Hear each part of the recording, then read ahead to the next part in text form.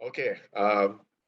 Without further ado, today's lecture, Protection, Conservation and Future Challenges, indeed very relevant, but I would say present challenges, imminent challenges, what's happening at this very moment are challenges that we need to address. As you all know, there is bizarre stuff happening out there, and an absolute attack on the environment that we so treasure in this country, both terrestrial and marine. So this lecture comes at a good time. Sri Lanka faces, as you know, with that comes, health issues. The integrity of the environment is at stake. Wilderness areas, populations, wild creatures, as you can see, a tremendous amount of killings that happen, wildlife, encroachment, poaching, conflicts, attacks on wetlands. So there is a tremendous amount of work we need to do, both in terms of activism, awareness, knowledge, science, so much to do on the science side. So we need to shape our experiences, shape the experiences and shape the lives of our generations to come by stopping and at least stalling and trying to see how best we can shape this destruction into a more constructive, and stop it and move this in another direction, so that, no doubt development has to take place. But how do we do it collaboratively? So, there's no one better to talk to you on this than Vidya Jyoti, Professor Sarath Kotagama. I don't think he needs much introduction. But for those of you, just to remind you, I can't do justice reading out his total CV. I hope I do so. Reading this out or just giving you a snippet. Professor Kotagama is a legend in Sri Lankan conservation. Is from his boyhood days at St. Thomas's Gurudalava, 16 and 17 years old, to now, decades later, he's been at the forefront of conservation, unquestionably unafraid to express his opinion, sometimes controversial, very controversial, misquoted, but always generous in sharing of his accumulated knowledge and experience. You'll pick that up today.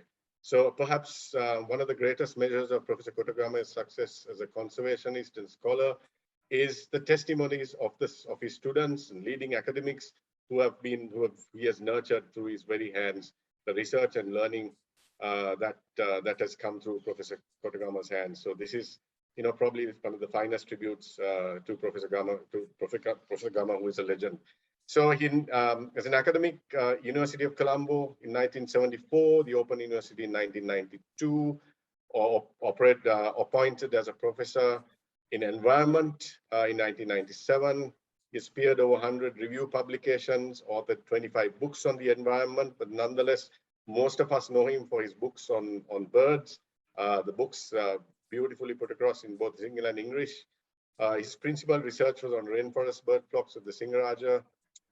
So, there is tremendous amount of work he has done over the past decades. And he has a record of being a practical conservationist. In addition to his academic work, Professor Kotagama was instrumental in establishing the Coast Conservation Department and the CEA. He served on Environmental Council for 12 of the 6 years as chairperson, on the board of the CEA, also been director of wildlife conservation from 1989 to 1992. Professor Kotagama is the author of National Wildlife Policy, the National Wetland Policy, and was an active contributor to Sri Lanka's environment, environmental education, and land policies. Quite fittingly, he's now awarded the prestigious Vidya Jyoti title for his contribution to science and practical conservation. There's much more, but I hope this does this justice to somewhat justice to Professor's resume and life as a conservationist and scientist. And without further ado, may I invite Professor Kotagama to talk to you for the next hour. So, and we will take in questions afterwards. I will tell you how to manage that. But in the meantime, over to you, Professor Kotagama. Good evening. Good evening. Thank you very much, Graham. Thank you very much, WLNPS, also for inviting me. It's after a long time. I think I must first directly go into the slide. So if you can permit me slide share. Right, okay. So I go on to all of you. As I said, thank you very much for inviting me. Today we hope to talk about protecting conservation and the future challenges, or protection, conservation and future challenges. At the onset, I must say that it's a very, very difficult time. As was mentioned by Graham, I think we are going through some bit of a controversial actions which are happening across the right ground, and we have to look into those also, but we will try to see what we can look at. So I want to start it with the three dedications. First, I want to dedicate what I'm saying today to late Mr. Hoffman, because he was part of the WLNPS peer stronghold. I had a lot of confrontation with him, but I still respect him for what he was. He stood for us and he stood for conservation. Though we differed a lot in how we used to do it, but sometimes you will see that we have differed and not him. So you will see some of that in the end, I hope.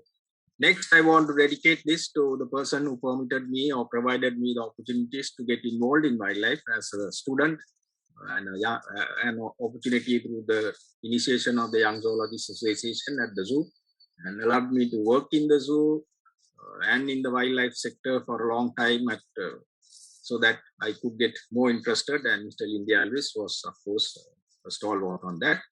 And thirdly, I would like to dedicate this to late Honorable Ranasinghe Premadasa, the President of Sri Lanka, for picking a 39-year-old young guy to manage 1/3 of this country and a large department.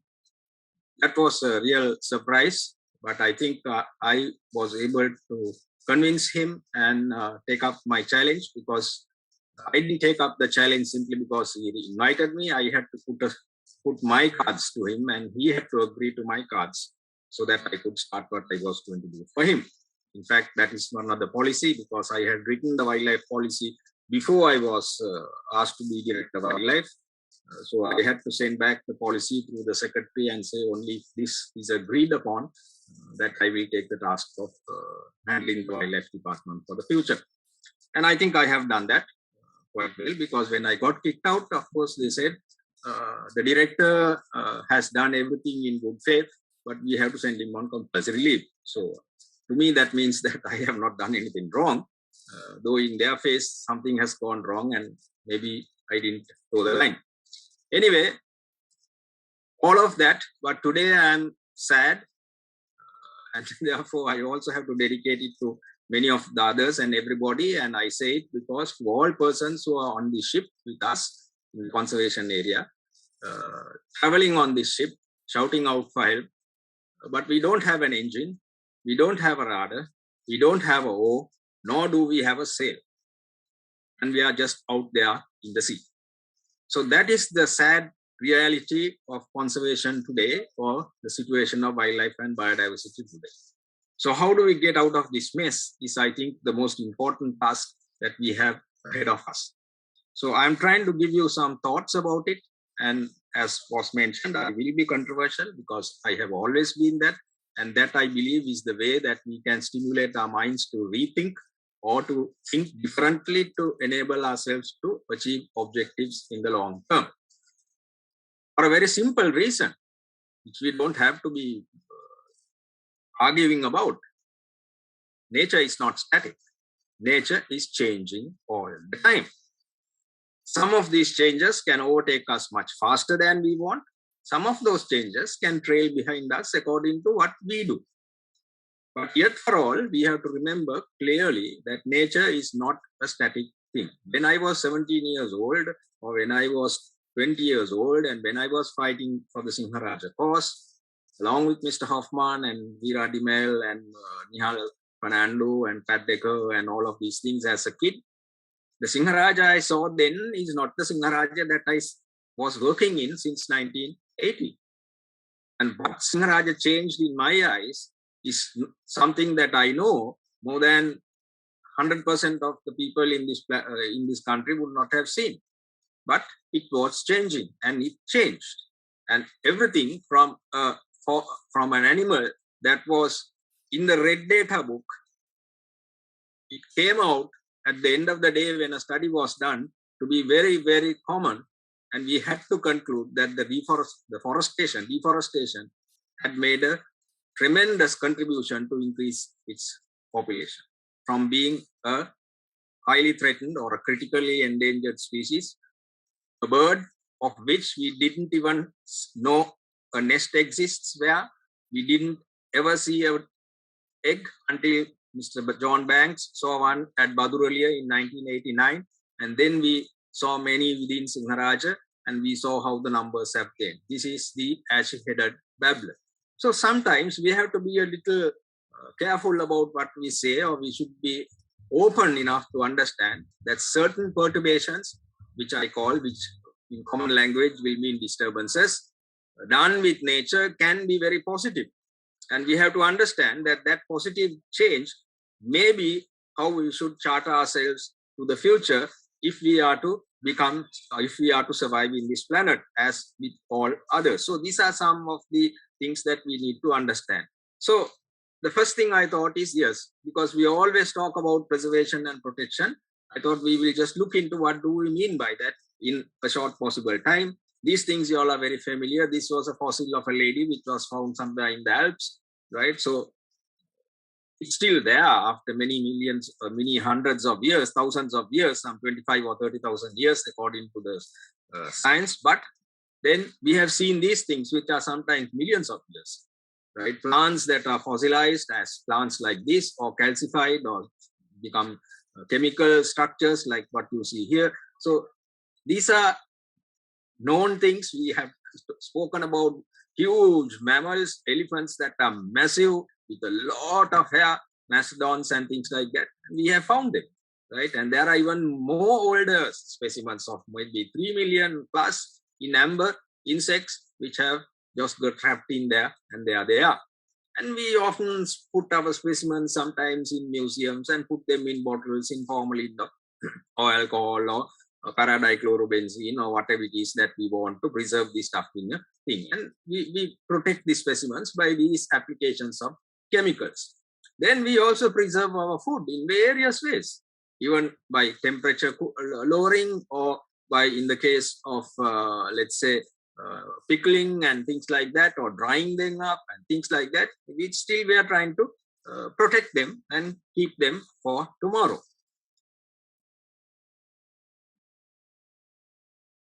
We even preserve ourselves when we pass away. If we are very weak people, they might think, okay, go and put your body there, so that 100 years later or 200 years later, somebody will pull it out and say, my God, this is a crazy guy. He has been there. Let's find his history. And they say, oh, he was a game changer or direct changer or whatever it is, and so on. Mausoleums we are doing that because it is also, therefore, one of the features. These are all static processes. They are some things that we do not to change. But as I said, nature is a dynamic process. So we must recognize it very clearly. There is day and night. There are seasons. I don't want to dwell into detail because I'm sure you're well aware, right? There is rain, and when it rains, there are a lot of problems. And then you have flushing of leaves, and then you have flowers and fruits. All of these things are there. In addition, we have made things even more dynamic by various kinds of applications and ourselves multiplying. Right? Our numbers are going on and increasing. There is nothing to say that it is going to stop tomorrow or day after or in the coming 10 years or 100 years. All we can see is it is still going to increase. We are changing the landscapes. These are all happening all the time. And again, we hope we will be able to arrest it in some place and somewhere and say this is it and not more. But these are the challenges we are going to have because it is happening. And in the result of it, the land use changes, the forests have come down. We are all aware of it. Agriculture has gone up. Settlements have gone up. Housing, buildings, urban situations, all of these have increased. This is a picture of Totopolakanda way back in 1968 or 69. I can't remember, but what I collected, I had it during those days from school days. So the forest has died. You don't see anything today. I have seen forest in Horton Plains, Totopolakanda and Kingalpotha Roadway and all of these, but no more. We didn't value the horse road that was there from Pattipola up to Horton Plains, cobbled. I have walked on the cobbles, but unfortunately, the elders of the time didn't think that that was worthwhile protecting. So we went and put a road so that you can drive up. Maybe that is not correct. Maybe it's not wrong. There is a small piece still. If somebody is willing to go and look at behind Ambevela factory, if you go in, there is still a small piece of about half a kilometer left inside the jungle. I think it is better to be there either also. But these are still, but it's a losing battle. That's what we are generally feeling. There is success, of course, there is success somewhere, but when you look at it overall, it's still a losing battle. Oh, I'm going to switch out and switch back.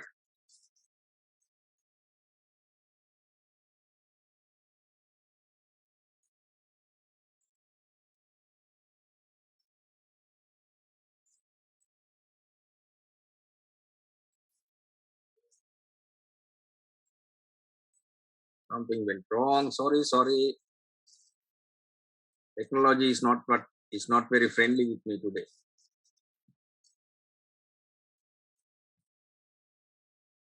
Right. Okay. So with that, I want to just touch quickly on the forest story and leave it aside and go into the others, because this is the current topic why everybody is talking about circulars and what has happened and all of these things. But to me, the sad part of it is still even now, I don't know whether we have agreed on what is the forest for this country.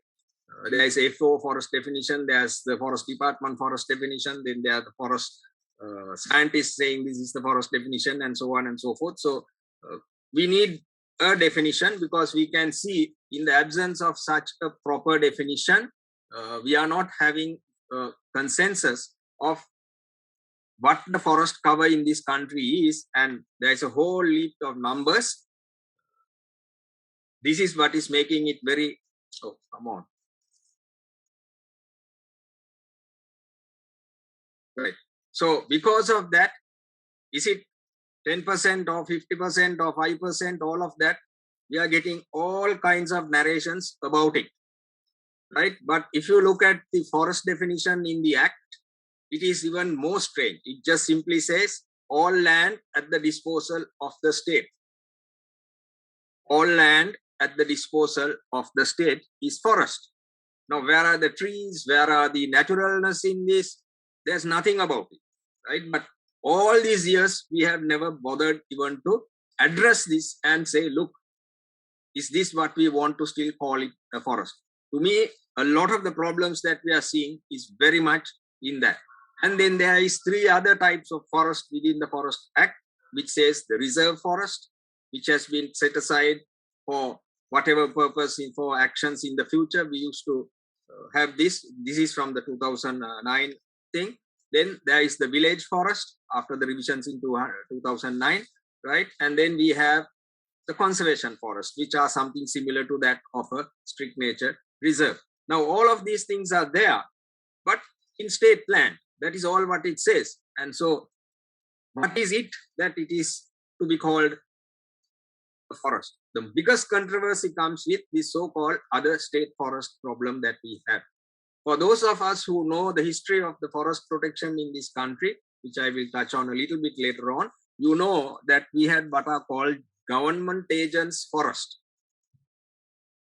AGA forest, or sorry, GA forest. Those were the other state forests. Our predecessors were very wise. They said, okay, this is a forest in whatever definition that may be. You set that aside for protection. You keep this for timber felling and things like that with the forest department. The other was with the wildlife department, or land reserved for the railway, land reserved for the irrigation systems or anything like that. But apart from all of this, it's a fact that development is going to take place, and land for such development purposes and land for people to use to sustain themselves through activities which was not possible through agriculture like paddy and things like that, for which there was the chain cultivation system. Those were the areas that were recognized as GA forest for future development. So this is the thing that we went and muddled up, I would say, right? We went and gave all, not knowing where they were, because we have not really looked at where these forests are, whether it was other state forest or reserve forest or village forest or conservation forest. Of course, today very much better than what it was.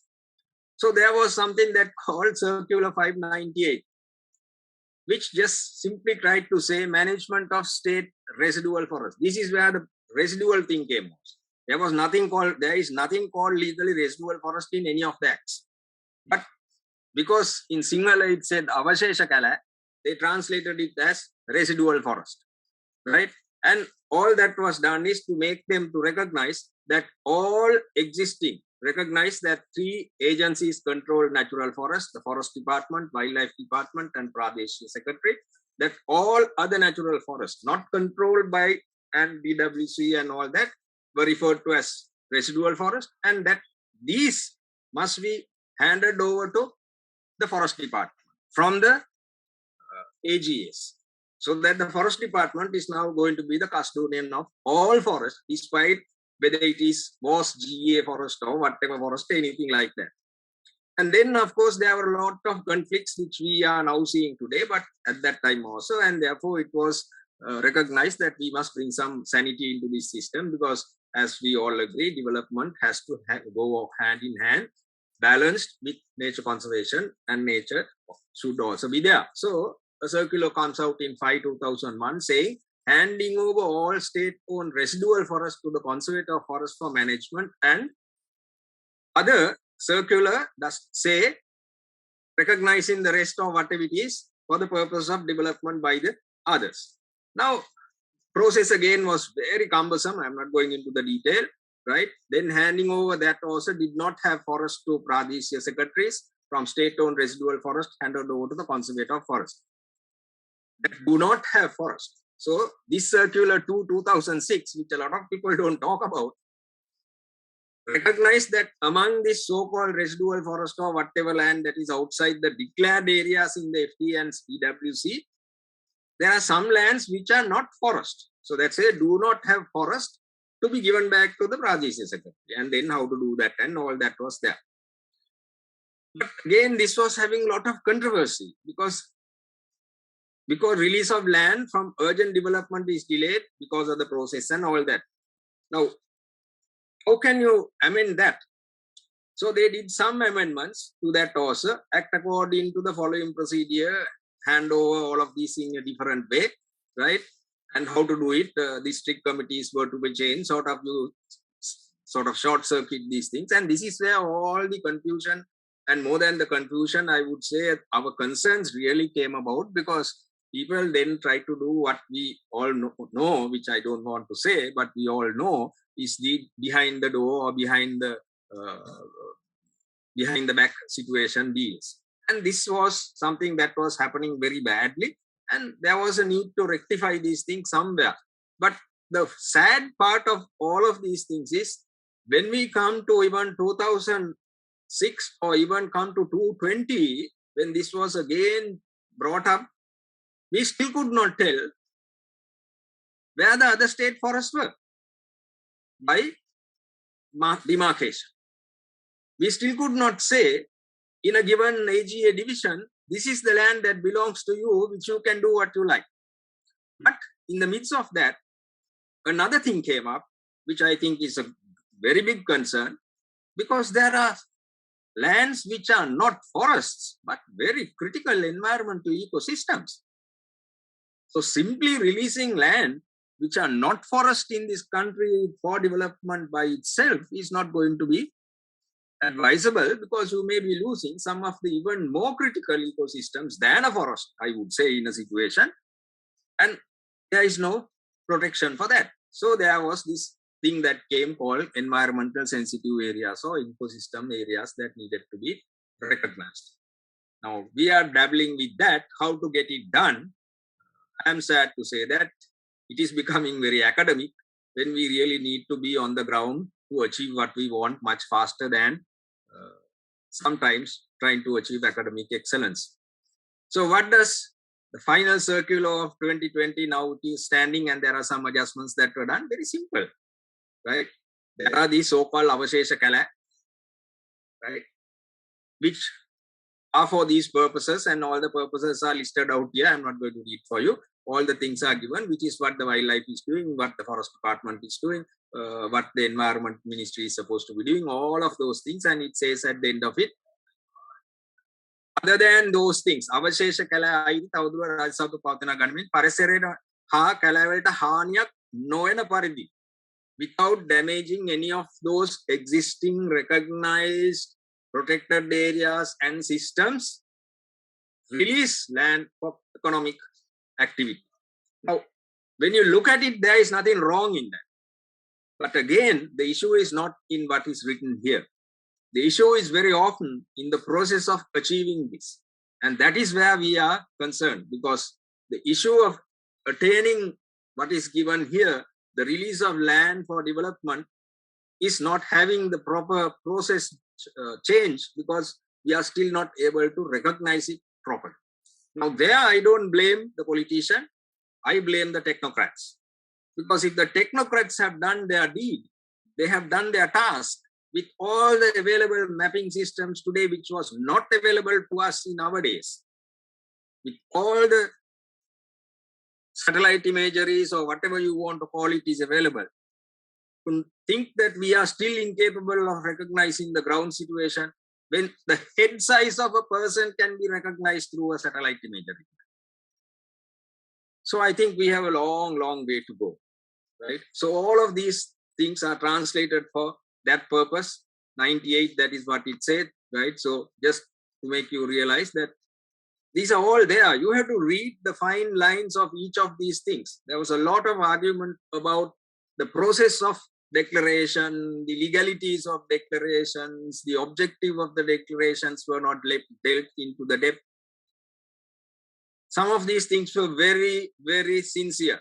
But as I said, as a social problem, that is nothing to do with this. This is what we have to start thinking when we are, okay, now what happened? When we are talking about conservation, we have to think very fastly that there is something else that we need to think about, right? Right, so with that, I want to touch quickly onto the ideas of conservation. Can you see this slide? Yes, Prof. Can say. Okay.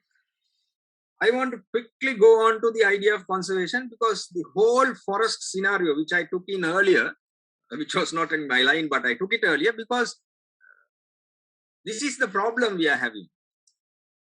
We are on the one side blaming somebody for not doing what needs to be done that satisfies our requirement, which is the conservation or the protection of nature.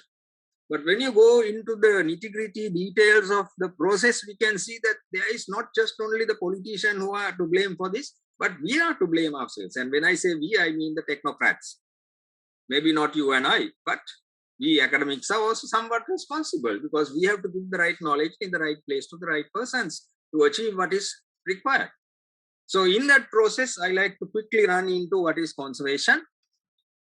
And I am not sure many of you all would have seen this. The older persons who are following this lecture may have seen it before 1960, 67 or 63, I can't remember. I think 67.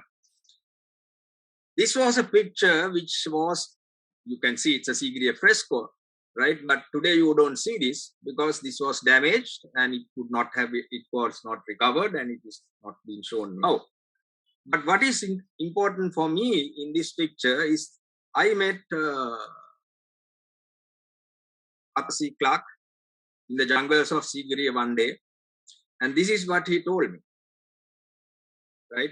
Young guy, he told me, I was watching birds and he was standing some distance away and not disturbing. But then when I approached, I knew that it was Arthur C. Clarke. So I spoke to him and he said, and then he started chatting. And then he said, of course, no smartphone to show me this there. But he said, when you go up there, look for this picture, you will see one of the Apsaras using a cellular phone to talk to some other Apsara somewhere. And the person is a high class, because we know now that is the interpretation given to us now, that this lady who is clad with the cover, breast cover is upper class. The others are the subservient or whatever it is. And this is the so-called celestial communication box, which he has put in one of his stories with Gihan or somebody who was in that story. I forget which one of his 13 stories, but you see, he used these things to sort of talk about it. But now what did we try to do with these pictures? We tried to conserve it. But what do we mean by conserving these archaeological pictures? Nothing should change. Even the colors can't change. But then isn't it a process of staticness? So in nature, this is going to get deteriorated anyway. But we don't allow it to deteriorate. But is that what we want in conservation? No. Way back in 1980, we started thinking, no, this is not how it should be. We must look at it in a different way. We should manage the human use of the biosphere so that it may yield the greatest sustainable benefit. Sustainability ideas came from the wildlife or animal conservation fraternity into the bigger picture of social sustainable development and so on. Long before it was in the books by Brundtland in Our Common Future in 1989, 82, 82, 83, 84, 85, 87, sorry, 87. It was already part of the conservation dialogue. But this has say meet the needs and aspirations of the future generations. You can see the emphasis is here, still needs, as is the case in sustainable development. But there was an even better, fantastic definition, which I say, which came out from the socialist countries, because for those who may remember, the older guys like us, you know, we had the social world and the capital world at that time. You have the Russians and the Chinese on one side, with the USSR basically splitting Europe into two, and the other side, and you had the social world, which was doing everything differently from the so-called capital world. Now that earlier definition was the capitalist so-called definition of conservation. The socialist people came out with something else, which was even more intriguing, because it says a social process encompassing both lay and professional activities. Now, who are these lay and professional? Obviously, lay are just everybody who is hanging around. But who are the professionals? The people who dwell deep into the subject, that define and seek to attain wise use of what? The biological resources, for why? Maintain the productivity of the ecosystem. Now we have sort of rolled ourselves over to that today. But in conservation, we have shed wise use. The only place where we are still retaining wise use today is in the wetland systems. In all the land-based systems, the word wise use that existed in the text in the 80s and 70s gradually got dropped off. Not for any other reason, but for the very simple reason, my wise use is not your wise use or somebody else's wise use. And we will keep on arguing about this. But then how come that it is going to be there in the wetlands? Because you have to be wise to maintain that wetland. If you are not wise, the wetland will not remain as a wetland. It will become a highland over time. Succession will take place gradually, and you will have a trickle of water drainage down into an area which will take it away. All the rest will gradually start filling in or changing, because a wetland is a highly dynamic system. It's a highly resilient system, but it is also highly dynamic and changing system all the time. You don't have to go far. When I declared Bellangwela Thidiya, it was a fantastic paddy field with a lot of waders, lot of water birds. Today, what is it? I am ashamed. We conservationists could not retain it as the sanctuary that it was meant to be. We have a sanctuary, yeah, we have a sanctuary. But it was not meant to be what it is. Even if you think about making it being what it was, it will be a big bomb. Because we don't recognize what it is. Go again to Boondala. We made a mistake by allowing the drainage waters of Lunugambehera to come down through Valigatta to Malala to Udamalala and completely change the ecology and lose those beautiful flamingos which I have seen more than 3,000. Does the younger generation of today even have the privilege? No, we destroyed it. It was clearly said in 1994 when the decision was going to be taken, don't do that. As long as I was there, I refused it. To have, of course, there was an issue. The drainage water was flooding the system and people were getting flooded. But to me, it was to be a much bigger hydraulic exercise.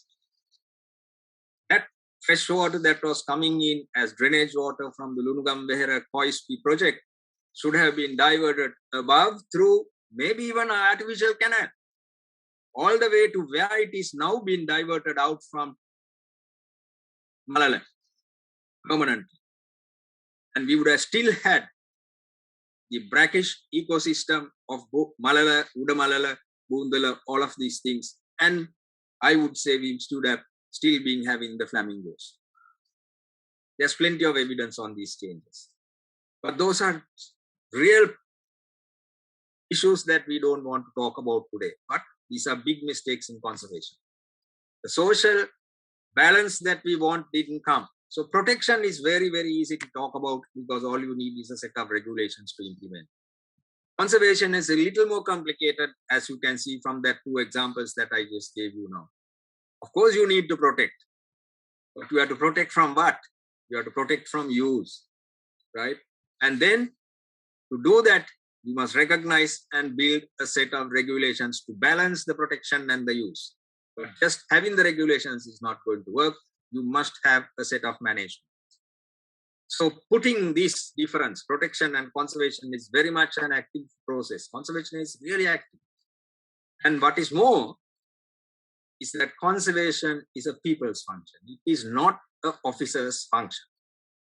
Now, as Director of Wildlife, when I said this in 1990 or 1990, I was torn apart, including Wildlife and Nature Protection Society. When I said the number of offences does not reflect that we are doing good conservation. I said the number of detections only indicate to me that the people are doing bad things more. I said it must go the other way around. As long as our officers are doing the job properly, I said gradually we should be having less and less offences, meaning that people are taking over their responsibilities of doing what is needed, and that is conservation. But of course, I'm still at the receiving end of all of these things sometimes, but I still stand by. Conservation is a people's function. And unless and until we let the people conserve, guidance, yes. Directions, yes.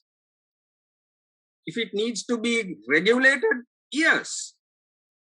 But we must understand that it must be with and by the people. To achieve that, I developed this system, I developed this criteria. Of course, I must say that this was first not done for conservation. This was done for a very different purpose, but I think it matches very well even for conservation. You can't achieve effective conservation without good information. I use the word good very strongly here because I do not believe that you could ever get all the information you want to have to make a decision in nature. Nature is as elusive as it is been so much from the past, present, and in the future also. After so many years, 92, and we are now in 2021, we are in 2021, we have only increased 2% of the biodiversity taxon. And we still have to know about 88%. We are working in the blind. But if we work with what we have, we may achieve what we want to do. That's why I said good information. And then to achieve that, you need a qualified and experienced staff. Without qualified and experienced staff, we can't go where we want because they are the people who will guide us for that purpose. And these experiences and the qualifications can be academic, and the experience can be hands-on systems. All of these are part of the story. To that, you must have an informed public or participatory public. Without the public on board, even if you have good information, a fantastic qualified staff and experienced staff, you're getting nowhere. And finally, you must have a good institution. Each and every person who is there to make us do what we need to do for the future must be in place and do it sincerely. I will leave this thought with you all.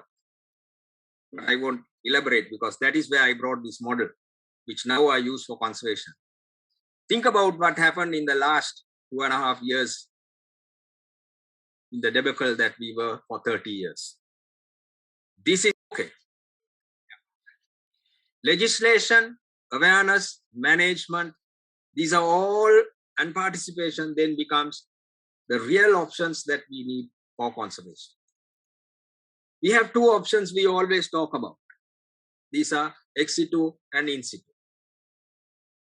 Today we put a lot of emphasis on in situ conservation, meaning land in its own place, the systems in its place. That is what is being threatened all the time.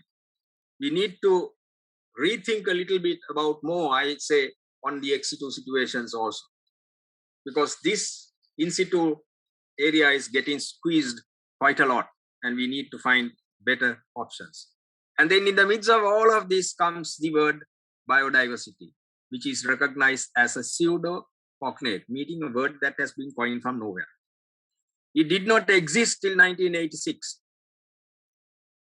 In 1986, an administrator of the National Academy of Sciences in the United States of America at a conference decided to bring this word together.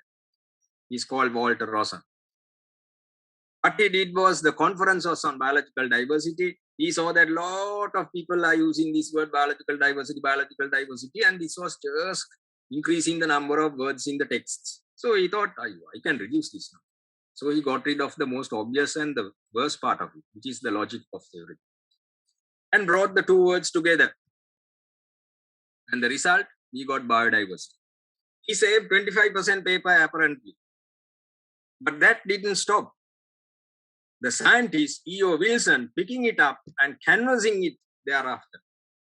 Edward O. Wilson, who did a huge task to canvass the word biodiversity, but it did not come into the scientific literature till 1998. What does it say? The science did not accept this constructed word. Finally, it did. And today, everybody is talking about biodiversity. We have forgotten biological diversity. I studied only biological diversity. I never studied biodiversity. But I'm talking about biodiversity because I was involved in biodiversity through biological diversity from 1981 in the IUCN discussions. We were concerned about the situation of biological diversity then. So we ended up by realizing that biodiversity is biological diversity. It is talking about conservation and utilization. So we needed to do this because it meant everything, as you can see. There was another very interesting transition in this country, which you have to all understand, which is sometimes very confusing, but it's very important because that is what makes some of these things different. We have come through a process of name changes, which mean a lot, right? In the process of recognizing conservation, we have come through game, which is only the big animals, to wildlife, which meant big animals in protected areas. This is not just only for Sri Lanka. This is something that happened across the world. Wherever the Western influence existed, this was happening. And from there, the flora was just a sideline. And then we came by 1992 to biodiversity. Now it became all organisms, ecosystems in all locations. And the emphasis was sustainable use. Now, if we are not ready to recognize this, you will find that you are still going to be at the receiving ends of a lot of things, not being able to achieve the objectives of the current biodiversity conservation objectives, because that is what we are trying to achieve. So if you think of the Wildlife and Nature Protection Society, it is the same story. If you look at the history of what happened, you can see that that is what happened, right? Now, these changes, which I'm going to skip a little quickly, have done some things very differently to us. Today, when we recognize biodiversity conservation, we are looking at it in three pathways: study, use, and save. And where is the regulation? Where is the management? It has got thrown away. The reason being, study comes in because we still do not know what we are dwelling with. There's a lot unknown than known out there, and we need to study it so that we can balance and save and use at the same time. We live on biodiversity. That is a given. So what happened? From game, we have changed to biodiversity. In the mid, we had conservation, wildlife. So this is the transition that we had. Then we wanted very easy. Game was managed by regulation and protection. Then you have conservation of wildlife.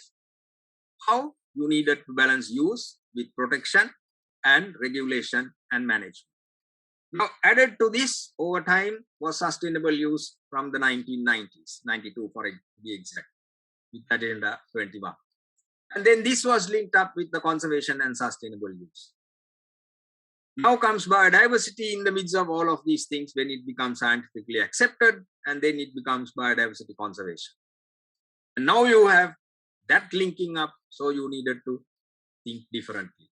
And biodiversity conservation requires use, study, and save, and it then combines with sustainable use, and you have another dimension which we in this country are not ready to accept that as yet, because the Fauna and Flora Protection Ordinance does not permit it. So we are lost. Others are making the money, reaping the benefits. We are jumping up, shouting here, it's piracy, piracy, piracy. So it was in 1990, because I was involved with it in 1981 onwards, that when the policy was drafted, actually it was done in 86 as an academic exercise, but when it was approved by the government in 1990, we had these three objectives: to maintain ecological processes and life-sustaining systems, to preserve genetic diversity, especially the biodiversity and endemic biota. The word biodiversity was in Sri Lanka even long before the world had it outside. Because the world had it only after the Convention on Biological Diversity came out in 1992. And you know, I told you, it was still not accepted as a scientific word. But we in Sri Lanka accepted the word biodiversity for our policy to ensure sustainable utilization of the bioresources. Are we doing that? These are things. We changed, upgraded the policy in 2000 to promote the conservation of wildlife resources, to maintain ecological process and life-sustaining systems, to manage unique components of genetic diversity, to ensure sustainable utilization and equitable sharings of benefits arising from the use of species and ecosystems. Far away. So where are we going to go? In the midst of all of these things, the global science is changing so fast with respect to how to manage nature, how to optimize the benefits of nature and sustain nature. From conservation versus protection, we have shifted, as I showed you very clearly, to conservation. The biodiversity emphasis have become a huge thing now. And you will be surprised that biological conservation changed to conservation biology as an academic subject across the world, everywhere. It also happened only after 1986. I studied biological conservation of Usher and others, but today I teach conservation biology of Premick, McPhee, and people like that. A huge shift, because the thinking within the change of science is very, very important. And that is why I said it is the people's function. We are all talking about sustainable use. We have to recognize that you cannot achieve conservation if you are not willing to adapt. It is adaptive management that you have to understand. It's a lecture by itself. We have invasives, we have an ecosystems approach. The decade just finished. Now we start the decade for restoration. We are having taxonomic issues. It is a participatory approach. We look at ecosystem services, which we never accounted for in the past today. We have a huge thrust of economic valuation, which now everybody is talking about with respect to the expert. How much are we getting? How much can we get? We never talked of these things 10, 15 years ago, did we? We said, no, don't put value on nature. It is wrong. You can't put rupees and cents on nature. But today everybody is shouting, why aren't you calculating this? Why aren't you putting so much? What is this difference of $3 million? What is happening? These are what we need to recognize. Information management is important. Monitoring and evaluation. And bioprospecting, access, benefit sharing, PIC, MAT, and MTA, that is prior informed consent, mutually agreed terms, and material transfer agreements. And ultimately, we are talking of landscapes.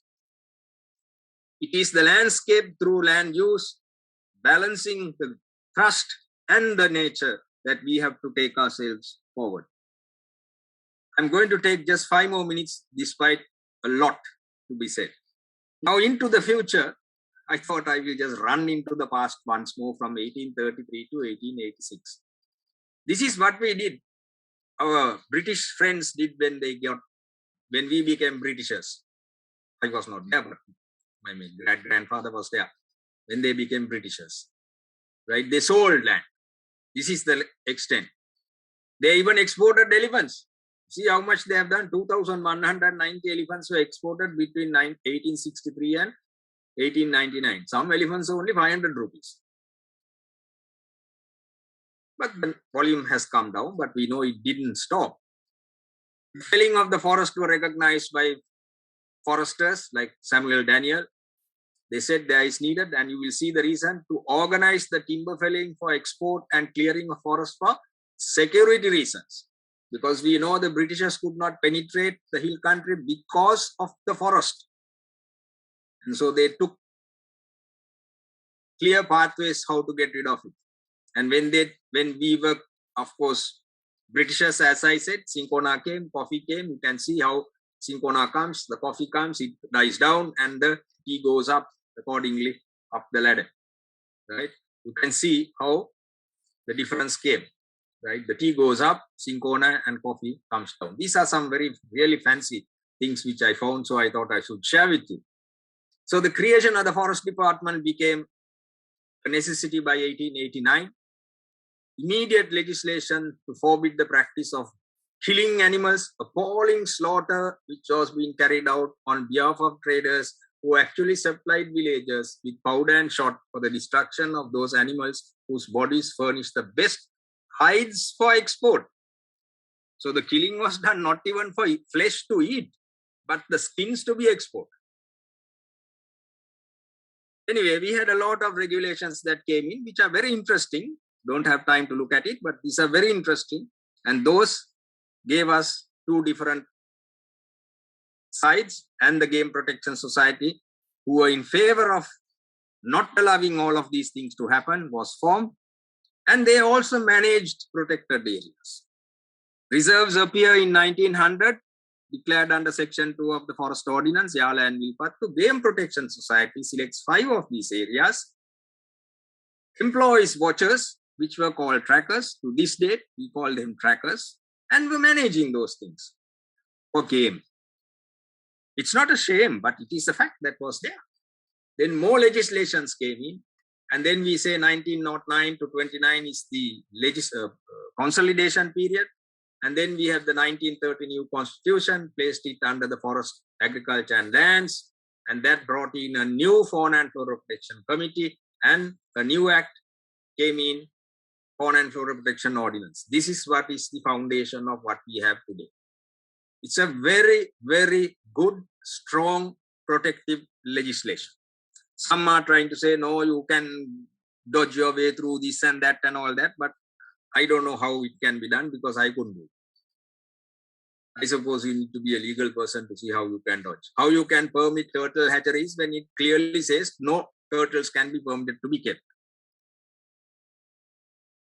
The only way I knew it could be done was using section 55 of the FFPO, where the director of wildlife has the prerogative for conservation purposes to do differently from what is given in the act. I don't know whether it has been done. There are so many turtle hatcheries, and remember, Wildlife and Nature Protection Society started the first turtle hatchery at Palatupani in 1974. Was permission taken? How was permission granted? And why is it now going prolific? Are these things registered the way it should be registered? Under what provisions of the act are they registered? These are sometimes the legal aspects then one need to ask. I'm not saying no. I'm saying it's positive. But let's make it happen properly without everybody saying you all are doing the wrong thing. We have declared many areas, nature reserves, sanctuaries. The ideas of sanctuary itself is lost today. In sessional paper 59, it says why sanctuaries were declared.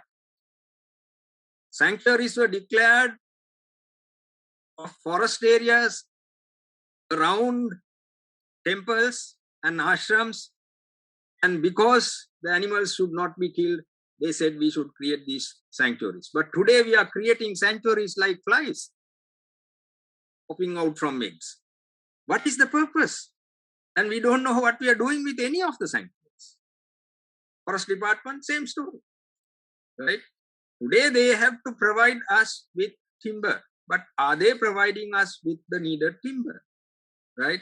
The forest policy is there. 49, it was upgraded gradually by different persons, and finally Mr. Nanayakkara upgraded it. And we have institutions that have come up a lot from the Forest Department, broke up into two institutions, the Forest Department and Wildlife in 49, and now you have the Forest Department, Wildlife, and a Biodiversity Secretariat. Fortunately, they don't have legal power. So you can see so many things have happened. I'm going to skip a lot of these slides and go down to finish off, because the challenges are very, very much more today in terms of biodiversity. This is our life. When I came to direct the wildlife, the first thing I did was change the name of the department, because I did not accept the word Vanasattu in Sinhala. Because I know my people were not confident to protect wild animals, Vanasattu. Because nobody was willing to sympathize with Vanasattu. They are not in our things. Don't put them onto your lap, right? Keep them away. In that case, why must you worry about that? But when you say Vanajivi, it becomes a different story. And our theme in 89-90 was Vanajivi Ape Jivayai. Put it in English, it meant wildlife is our life. 10 years later, it became biodiversity is our life for the international theme. In 90, I said wildlife for prosperity, not posterity. And I was questioned. Today in November, this year in November, you will see that biodiversity is for prosperity. We are missing the bus. We despise the financial inroads into our activities sometimes because they might overtake us. But we shouldn't be that. We must be sensible to use them like what we are doing now. We are using the bank now. And so many others who are willing to help us to get the issue across to the people. So we should not be afraid for that. It is the existing system. This economic model is the devil. famous story that we have in our village, Gamarala yakagen වැඩ ගත්තේ කොහමද? How did the village man get work done from the devil? If you know the story, you will realize that is all what you want to do. The new challenges are even greater. The threatened species are increasing. The bioexploitation is increasing. Biotechnology is everywhere, from toothpaste to face wash and everything. And then you have biopiracy. We are seeking justice. There's a wealth of money in the biodiversity. In the meantime, we are also acting God. We have people who have created life. The technology is changing everything. And now we know what is happening with COVID. I will stop with the COVID, right? See what is happening with the COVID.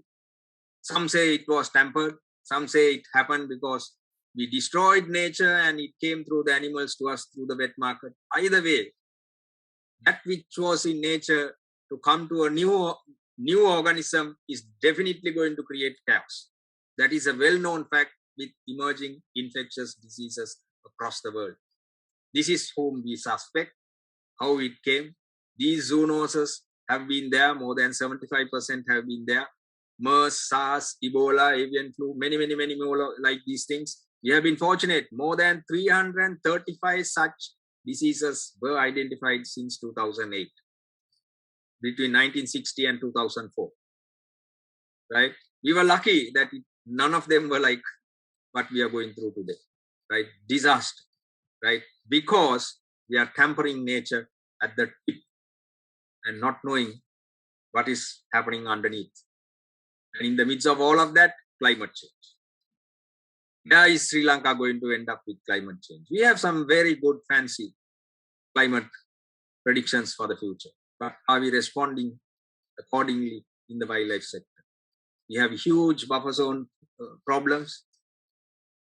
This is the issue that everybody will talk about. There is no wildlife without human-elephant conflict. I have completely different stories about it. In 2006, we said, change directions from putting fences along all of these things, and was put wrongly. We said, get the people protected, because if conservation is a people's function, it is the people who take the responsibilities and empower them to do this. It is there in paper.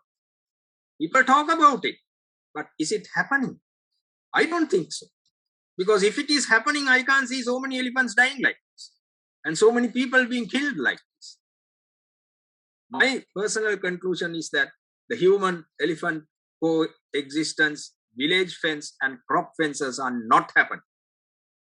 Instead of which, we are just going on and putting fences after fences, kilometers and kilometers, and getting more and more of people to monitor these every 2 kilometers, every 5 kilometers. We are talking of putting containers in every 5 kilometers to put a person there or 2 persons there to monitor the fence. They will get bored in just 5-6 days.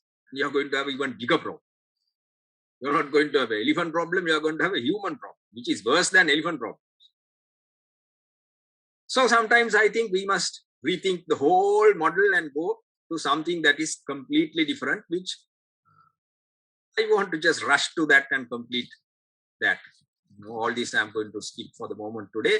And I want to take you to a few of those things that were said by Mr. Hoffman and others, so that you can start thinking about if we are not doing what we should best do.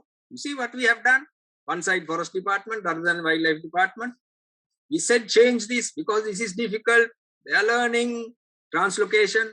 Worst thing that we have done, despite the fact that a report is saying 31 elephants or something is missing and no accountability. How can it be? Right? 52 have been dumped at Horohopatana. 31 elephants, dead or alive, living or gone, nobody knows. And the conclusion, recommended that the action should be taken to make the Horohopatana elephant holding ground successful before the construction of other holding grounds. I am sorry, because I am one of the persons with Professor Vijita Kuruvita in 2002 or 4, we gave this document to President Chandrika Bandaranaike to have large animal holdings. But that was for the purpose of rehabilitating the elephants, not to put them in jail in that sense, not to confine them and give torture to them, to kill them. But this is what the very responsible institution is doing, and we are all watching it and allowing more to be done in the future. No excuse. And here was the other issue. For God's sake, these elephants, look at their body. Fantastic. For those who keep visiting Yala and all of these places where almost 90% is artificial, they think it is natural. I often say, sacrifice that 10 square kilometers of Yala Block 1 for the rest. Do whatever you want for the visitors to see the elephants, the leopards, because those are the only two things people go to see. Yala. Do this inside Yala, it will be even better. But sort the food and take it inside.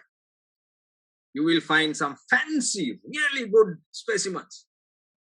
And we went and gave solutions, put electric fence and trenches.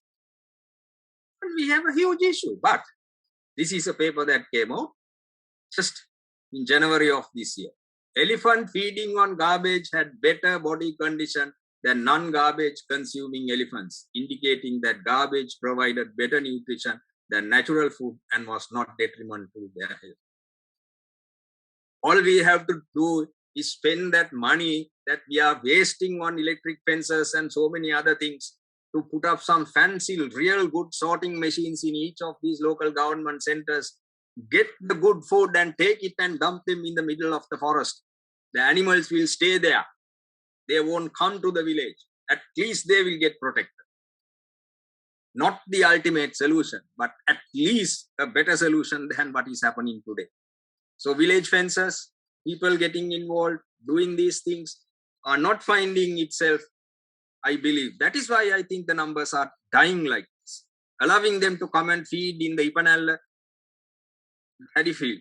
Insurance scheme. I am proud that I was the first director of wildlife to give an ex gratia payment when a person was killed by an elephant. I gave that 50,000 in 1989 through Mr. TKD Disanayaka, who was the GA at Anuradhapura, without asking anybody. But I went and reported it to the secretary and said, sir, I have done this. So he said, how can you do it? I said, the Wildlife Preservation Fund has the money. No? You have to sign it, sir. I will justify it for you. He looked at me and said, Sarat, I said, sir, how else can we get the people on our side? They are angry. The wildlife officers can't even get close. But the GA went and gave that, and that changed. Today we have 500,000. But you have to wait for years. Why? If he has not, even if he has got himself killed by going into a protected by an elephant, he has sacrificed his life for somebody. Give that money to the family. Give it outright. Don't ask questions. Why must you ask questions? Can we change these attitudes? This is the change that we are looking for, right? So I want to leave you with those things. Sorry, I must show you those, what Mr. Hoffman said many, many years ago, right? Right, this is what W.W. Phillips, one of the stalwarts of this Wildlife and Nature Protection Society, 12 times honorary secretary, 6 times president of the Wildlife Protection Society. Now of all wildlife in Ceylon that is dangerous to man's efforts, the elephant is without question the most formidable. Unfortunately, he destroys more than he consumes. He is not content with grass and jungle herbage when he knows that there is paddy to be had or plantation and succulent vegetables. Therefore, he goes where they are available and takes what he pleases, often destroying the remainder, and the villager who has spent months of labor on his cultivation is naturally incensed and retaliates by shooting. This is a most regrettable happening, but can you blame the elephant that continues to roam his primeval territories, or can you blame the cultivator who must at all costs protect his land in order to enjoy the fruits of his labor? I say we cannot blame either party. That the destructive elephant is incompatible with spread of agriculture and settlement is a statement with which you will, I hope, all agree. Without immense expenditure upon fencing and other preventive measures, the elephant cannot be kept from raiding the cultivated areas which are such an attraction to him. So as agriculture and settlement spreads, the elephant must be removed. Only thus can the menace of to the settler and agriculture, let me see something, right, settler and the agriculturists be removed, and can the survival of the elephant in this comparatively small island of Ceylon be assured. I am convinced that only by their segregation in isolated areas can their survival be assured. I don't know, I am not saying this is it, but I am now thinking maybe we have to relook at all what we are seeing all these times if what we are doing is not being done properly. We have not hesitated to manipulate habitat in the past. We have cleared 100 acres in Ruhunu National Park in 1944. All the plains that you find in Yala, that's why I say the 10 kilometers in the Yala National Park is artificial. It is not natural. It is for us to see animals in that natural settings. There's plenty of these things that are happening, right? When elephants were driven to Vilpattu, I gave this proposal and I was shot down. This is for considering habitat enrichment within Vilpattu National Park on a scientific basis, because we have vegetational maps of Vilpattu National Park, which was done by the Smithsonian Study Survey, and so on. So these are Udawalawe, you know what has happened to it. This is where Udawalawe was in 56, more than 76% forest. This is what it was in 73 when it was declared. More than 74% was grassland. That is why the elephants are there. But now I am told that the reforesting, or at least the forest is coming back. And according to, I think, Dr. Shermin and others, the elephant numbers are going to collapse. So we need to rethink a lot of things. I want to find, Mr. Hoffman's statement. This is something very more drastic.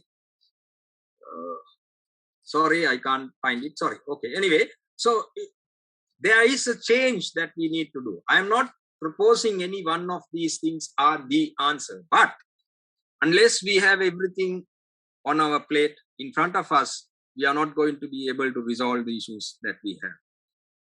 Unless we are willing to look at it in detail. We have a lot of science. We have a lot of science which says what we know about elephants. I totally disagree sometimes with when people say we want corridors for elephants to migrate. I say the elephants don't migrate in this country. Why are you still saying corridors for migration? I said you need corridors for connectivity of elephants. I saw this in 1983 in the Elakotaliya, when Ishwaran and Punchibanda did the study to connect Vasgamu with Madhuroya.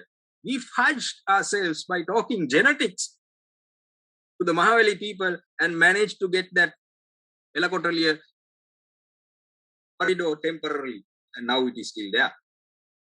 You need corridors not for migration of elephants. You need corridors for connectivity of fragments which the elephants are using extensively. Therefore, the quality of that connectivity may not be really what you are talking about, but the connectivity is what you are talking about. And in the connective land itself, you may have a small herd. It is possible. So the extent of that connectivity needs to be also very carefully decided. So I will leave with that. These are some of the things that I find quite annoying sometimes, I would say, but people are just emotionally feeling all of these things. But ultimately, I think any resolution of wildlife, biodiversity conservation will only succeed if the people are brought into the picture much, much more than what is happening today. They must be not just observers, but they must be participants. A very difficult task for any government officer. I know that. But that is what we have to still break in conservation. If not, we won't ever succeed. So thank you very much. Any questions, I will be willing. There was a lot more, of course, but time does not allow me to give. But I touched on some of those very important ones. And if there are any questions, time permitting, we can discuss. Thank you very much, Mr. Kotagama. Absolutely enthralling. Thank you. The width and the depth of what you were saying puts me in a spot. But nonetheless, it's fascinating from the point of view of the amount of time you spent giving us clarity on forests and how they are classified, the history of how they were classified, to what conservation is, what protection is, the clear difference, biodiversity, and then how, what possible areas we should be looking at, and what are some of the areas that we're going wrong. So very fascinating. Whilst there are a lot of questions, may I just ask you to start from where you left off, Professor, because listening to you, we're seeing, some of these things, these are not problems that are happening today and have happened 2 years ago. It's saying, seen disasters happening right along decades. So obviously, as you were saying, and we know that we're not short of scientists, we're not short of knowledge, we're not short of administrators. Yes, you're saying there is a gap as far as people and community is concerned. But where again do you think, just a short answer, or where you feel we can pull this together? Why are mistakes still occurring? We are all saying this. One. Number two, this whole thing of bringing the people into the picture and the role of communities. I believe what you mean there. Any recommendations or thoughts that you can leave behind on how that can be done, Professor? If you can just talk a little about those two things, it'd be great to start with. Right. So thank you, Graham. So first, let me just try to answer very bluntly on why. I think it's the mindset that we are stuck. We are stuck with the mindset that conservation cannot be achieved. Okay, so I was wondering what it was. Recording in progress. No problem. Carry on. Right. So the whole thing is that we have a mindset that nothing can get done other than from rule of law. We have to first change that mindset. The rule of law is only, to me, a minor assistance to the reality of what we want to achieve. Because if I am to think that the society is so bad that for everything that you turn around, you need to give a direction of rule, then we must be not human now. We must be animal. Right? I think we have to really relook at ourselves. And we have to try to encourage those with us in the arena of conservation to have faith that you and I are human. Manusyo, sattu neveyi. The rule of law doesn't come to miniha. Mana satu means this. Manasa satu. Depa. 2 legs. Mana satu depawa. Right? I don't want to call ourselves Vanareo. We are not monkeys. When we think that we are monkeys, then we know we must be towed with a leash. So sometimes I say these things, people get angry with me. I say, if you take your best friend to a walk on a leash, what is this? Huh? You take your best friend out into a walk at the end of a leash. Why? Then he can't be your best friend, no? He doesn't listen to you, no? He gets activated. That is because that best friend has some animal instinct inside. To try and quash that, condition the fellow to ensure that he will not look at somebody in a way threatening, or when he sees another dog, doesn't try to enable to run away. It's all conditioned. Right, that is the first thing. Mindset change. Rules and regulations are only meant for an absolute minority of people or persons who do the wrong thing which we don't want. The majority of us are good people and we can change. Second one is how to get the community involved. You must come down to the community. We have good programs in the wildlife department, community extension programs, but you sit at the head table now. And the community sits in front of you. Why can't you sit on the ground with the community?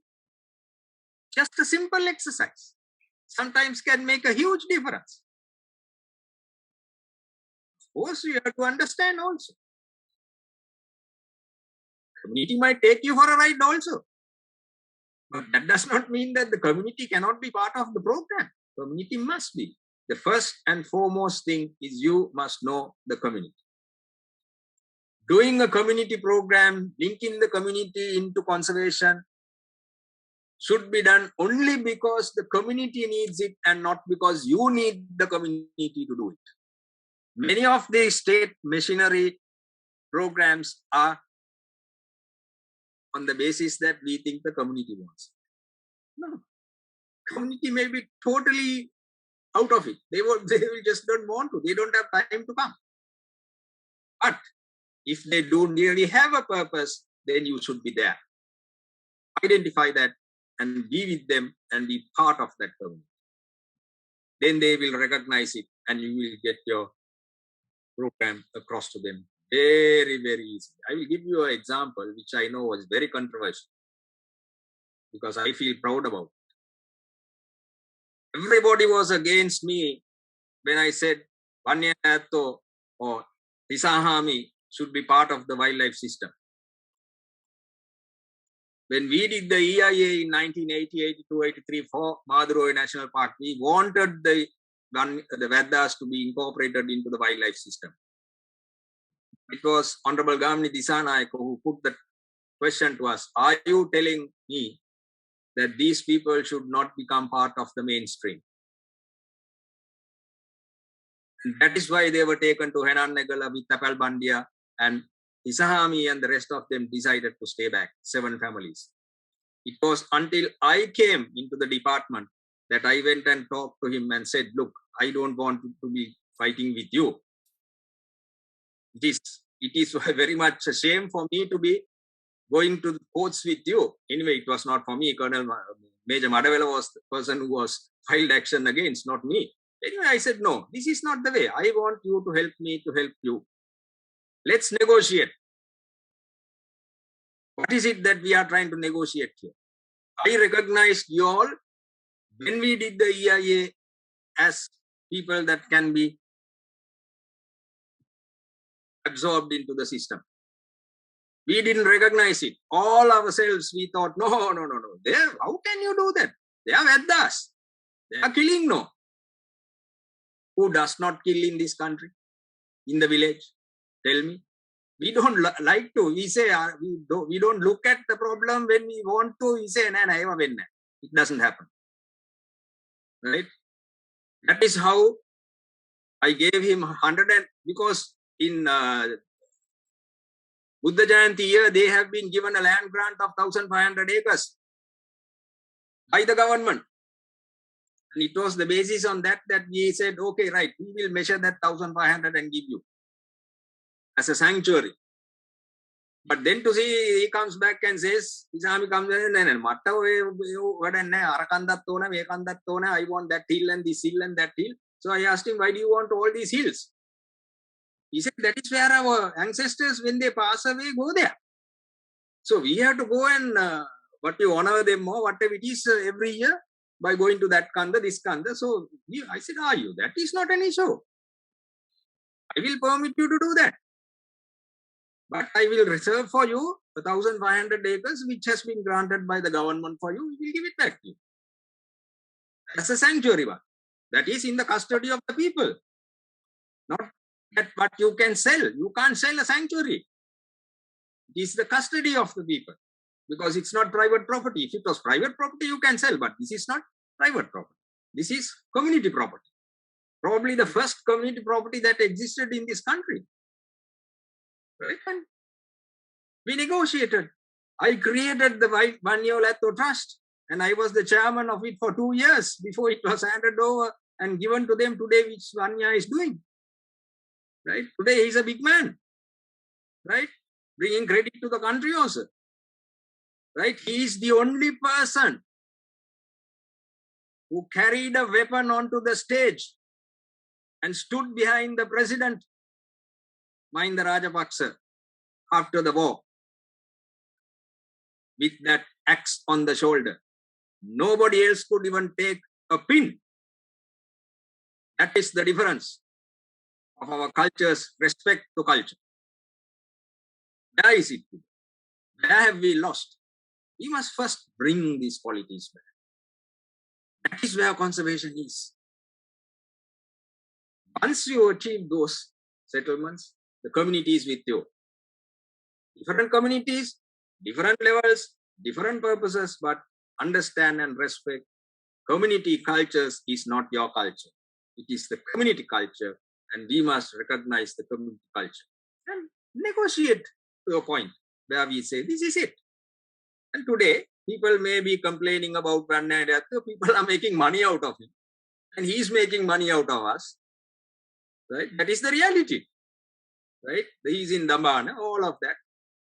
So, if President Premadasa had to visit Sisahami at his house, that is the man, right? Can you and I ask President to come to my house? But Sisahami did it. That is a difference. And Ranasinghe Premadasa, President, respected that. And he went when he got the message saying, Mage Vaikkiyata awadam mathata enna kiyanna maalagat. People might think this is, not right. How dare he that this man address the president of the country like that? No, but that is their culture of that time. And we respect, Honorable Premadasa respected that. And he went, and I went with him at that point, and I know. Right? So it's the coming down to the community, what I'm trying to say. Immediately you do that, you change everything. Thank you, Professor. Thanks very much. We got quite a few questions, so we need to manage that with time. There's one interesting couple of ones. Professor, this FFPO, couple of questions on that. There is some, we know that probably it was, has there been change? 1937 was when it was first drafted, I think. But how has it evolved to address some of the issues that we're talking now? We say, that's one of the questions that's coming up. 37 was the first draft that came out. Yeah. And it was 74 that it was formally sort of, you would say, accepted in the current law system. And then it was upgraded in 94 and then in 2009. So all what basically has been done is to try and incorporate the more protective actions that are needed with the broader concepts of actions that were recognized globally. Yet there are shortcomings very much, because right along from the very beginning, it was this idea of non-commercial activity. So it was a bit of a misnomer that you have in the short title saying the Fauna and Flora Protection Ordinance cannot permit any commercial activity. But here you go and allow people to go into the park to look at animals and collect money. Now, to me, that is totally opposite, right? How can you do that? That's a commercial activity, right? It may be a non-extractive way of getting money out of wildlife. But it doesn't say that in the FFPO, no. It doesn't qualify and say you can't do an unextractive purpose for commercial purpose and extractive purpose. It doesn't say. But frankly, it says that. Secondly, I think one of the problems that I see, which is not a problem, but maybe because of the changes that were happening, especially with the elephants, for example, in the good old days in the Act, elephants could be killed because if it becomes a pest and it comes onto your property and destroys your property or agriculture, you need to report to the AGA or the wildlife officer of the region, and you could protect yourself and the crop from the elephant, and there was no offense of it. But then that was changed gradually, and ultimately we know, under whatever circumstances, you have no right to kill an elephant. So that's fine. But we have not given the answer to that marauding elephant. What does the farmer get when the fellow comes and destroys your 10-year crop? I have seen these things. So it's pathetic sometimes. And for him to then go and tell the wildlife officer or the AGA, look, last night the elephant came and destroyed all my coconuts that was there for 10 years. What does he get? He gets a tippence of a compensation. Nothing close to what the elephant has done. So these are some anomalies that we need to think of. Sometimes we have to recognize now the protected list and unprotected list. The unprotected list was in the former days primarily for those animals that were causing social or community problems. So they were thought, well, these are not necessary to be protected. Let them take them and let people do what they want. Let's say like wild boar, right? It's not a protected animal now. But the problem is you can kill a wild boar, but you can't take the meat on the road. Now that has nothing to do with the Fauna and Flora Protection Ordinance. That has got to do with the meat ordinance. Because you can't take meat on the road without it being licensed. Right? But you kill the wild boar at home and take it to your house and eat it. There's nothing that the wildlife fellow can do. Right? Because that is not a protected animal. Right? So there is things like that. So it is sometimes these things that have not been properly communicated with. Right? You're not, of course, allowed to kill a deer. But if a deer is consistently coming into your home garden, or let's say your agricultural field, and causing a problem, the responsibility to inform the wildlife officer or the AGA or the person in charge of that area to prevent that crop damage is the responsibility of the owner. But then if you don't have a rightful response to recourse, then he's going to take things to his hand. So that way, I think the FFPO is failing to not punish the person who has to take the action when it has been reported. There is no sort of what you call reciprocal action against the neglect of what is needed to be done. If we can incorporate some of those things to say, look, you have been reported, you have not taken action, therefore you are liable. And therefore you pay for that man's damage. I think we might change a little bit like more than this. So there are many things like that. So to me, basically the FFPO has changed for protection and very well. And it has done a lot of incorporations of various kinds of things putting in and all of that. But I think it is not a, what I would call a, there's a word for this, what amenable, no, what you call it, helping law. It is not a helping law. It is a very punitive, very protective law in that sense. Today we need, especially if we are going to work with the community, we need some enabling legislation. That is the so-called word. We need an enabling system so that we have a little bit of flex here and there and look at it. I don't know how you do that in law. That is not my thing. But I am telling you that unless you have that time of flexibility in the legislative system where situations are looked at and decisions are made at that point of place, of course, then you can always see people might say, then there's a lot of opportunity for corruption and so on and so forth. That is human. We have to ensure how we do our best in our society, right? If everybody is a rogue, then what can we do, right? That is what we say today, no? There's nobody who is clean. So you are not clean, I am not clean, so what the hell? What is the problem? But if you go to the West, everybody is rogues, but they have a systematic rogue system, no? Right? Everybody is permitted a percentage of what negotiations you do, no? That is a ingrained system in the West, no? So that is not called commission, no? That is a recognized system. Now, why can't you recognize that here also then? If that is the best system?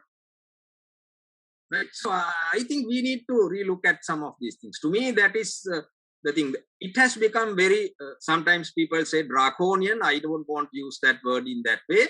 But it has become very, very difficult. And the result also is that the wildlife officers who are expected to implement it find themselves in very difficult positions. Absolutely. The evidence that is sometimes required to enable what they file is slap bang, doesn't come therefore. Right? So it becomes very difficult. I think you have to have something that is very flexible because that is what nature is all about. And I don't know how some of these things can become that way, but that is, I think, the challenge. True, though. True.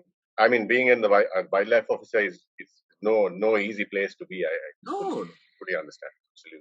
Absolutely.